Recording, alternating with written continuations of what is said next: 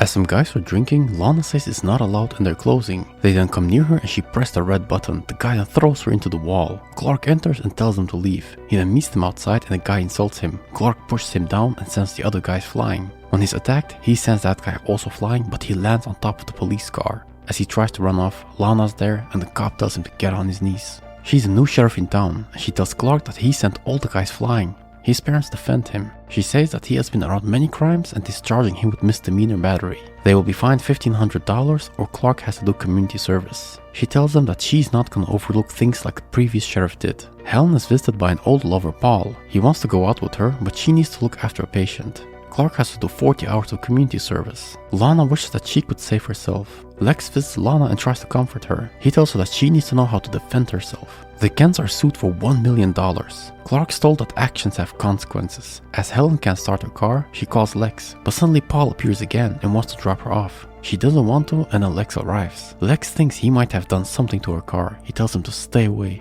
Paul arrives at a motel. Lex has someone following him.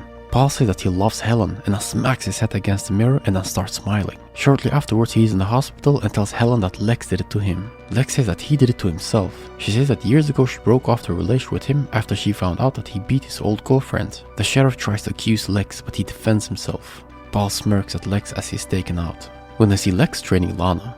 As Clark's cleaning, Andy's walking with a cane and a neck brace. When Clark tries to apologize, he says it's too late. He then enters his friend's car. When Clark looks through the tinted windows, he removes his neck brace. As Helen's in the personnel room, the light won't switch on. Paul's suddenly in there. He's angry and worked hard to become successful so that he can have her again. She tries to run out but he stops her. When Lex calls her, she says that she's busy in the pathology lab, but then Paul smacks away her phone and then gets hit in the head. He throws Helen around and Lex hears it. He grabs a scalpel and takes her down. Lex hurries. He arrives and sees bloody footprints. Helen is unconscious. When Clark tells Lana that Andy's faking it, Lana will try to uncover it. Lex is trying to call his guy, but the sheriff argues with him that he shouldn't take the law into his own hands. But he won't sit by. As Clark arrives, he hears that police is going to the motel. Clark arrives and finds Lex there already. When Lex calls his guy, he hears a phone inside. The man's dead in a bathtub and Paul took his car. Lex takes his gun and police arrive shortly after. The tracking device in the car leads Lex to a train station. He sees Paul who runs off. Lex catches him and frames him with a gun which doesn't work. However, he kicks down Lex. Lex hunts him down and Clark also joins. Paul smacks Lex and the men begin fighting.